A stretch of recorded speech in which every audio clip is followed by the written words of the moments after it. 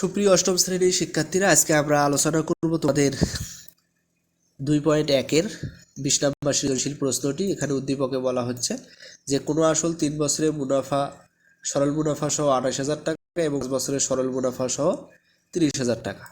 এখন ক নম্বরে বলা হচ্ছে যে প্রতীকগুলোর বর্ণনা সহ মূলধন নির্ণয়ের সূত্রটি লেখো।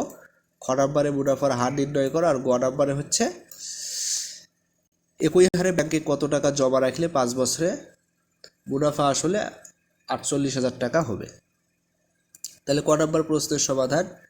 তাহলে সরল মুনাফার ক্ষেত্রে মূলধন বা আসল নির্ণয়ের সূত্রটি হলো P = I ভাগ N গুণন R। ঠিক আছে, তো এখানে প্রতীকগুলোর বর্ণনা P হচ্ছে মূলধন বা আসল, I হচ্ছে মুনাফা, N হচ্ছে সময় আর R হচ্ছে মুনাফার হার। এখন খ নম্বর প্রশ্নের উত্তর হচ্ছে এখানে 5 বছরের মুনাফা আসল থেকে 3 বছরের মুনাফা আসল বিয়োগ করলে আমরা 2 বছরের মুনাফা পাবো, কারণ আসল টাকা সবসময় একই থাকে। তাহলে হিসাবটা যদি আমরা করি তো এখান থেকে দেখেন, তাহলে আসল যোগ 5 বছরের মুনাফা 30,000 টাকা, আসল যোগ 3 বছরের মুনাফা 28,000 টাকা। তাহলে 2 বছরের মুনাফা এখান থেকে পাই 2,000 টাকা।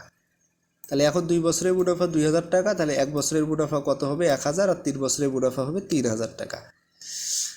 এখন আমরা আসল বের করব। তাহলে আসল ইকুয়াল 3 বছরের মুনাফা আসল মাইনাস 3 বছরের মুনাফা। তাহলে এক্ষেত্রে আমরা যদি বিয়োগ করি তাহলে আমরা কত পাবো? আচ্ছা, তাহলে 28,000 টাকা থেকে আমরা যদি হচ্ছে 3,000 টাকা বিয়োগ করি তাহলে আমরা পাবো হচ্ছে 25,000 টাকা। তাহলে মুনাফার হার 1 বছরের মুনাফা গুণন 100% ভাগ আসল, অর্থাৎ মুনাফার হার সমান 1 বছরের মুনাফা গুণন 100 ভাগ আসল। তাহলে মুনাফার হার এখান থেকে আমরা পাই হচ্ছে 4%। তাহলে উত্তর হবে মুনাফার হার 4%। আর গ নম্বরে বলা হচ্ছে যে খ থেকে আমরা পেয়েছি মুনাফার হার 4%। এখন বের করতে হবে 5 বছরে মুনাফা আসলে এত টাকা হলে আসল কত ছিল। তাহলে ধরি আসল 100 টাকা, তাহলে মুনাফার হার 4% হলে 1 বছরের মুনাফা 4 টাকা। তাহলে 5 বছরের মুনাফা কত হবে 20 টাকা।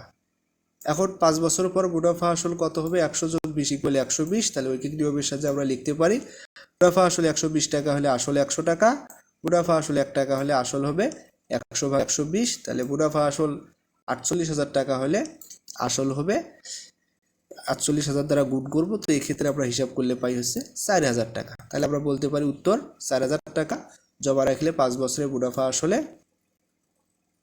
48,000 টাকা হবে। ঠিক আছে, আচ্ছা, তো আশা করি তোমরা অবশ্যই বুঝতে পেরেছো।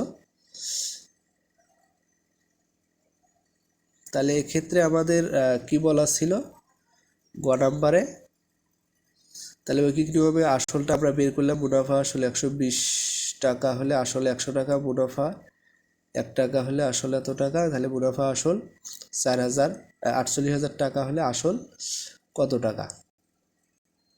তাহলে এক্ষেত্রে আমরা যদি হিসাব করি তাহলে আমরা যদি একটু হিসাবটা করি তাহলে এক্ষেত্রে আমাদের হবে হচ্ছে 400 টাকা না 40,000 টাকা হবে। ঠিক আছে, এক্ষেত্রে হবে হচ্ছে 40,000 টাকা।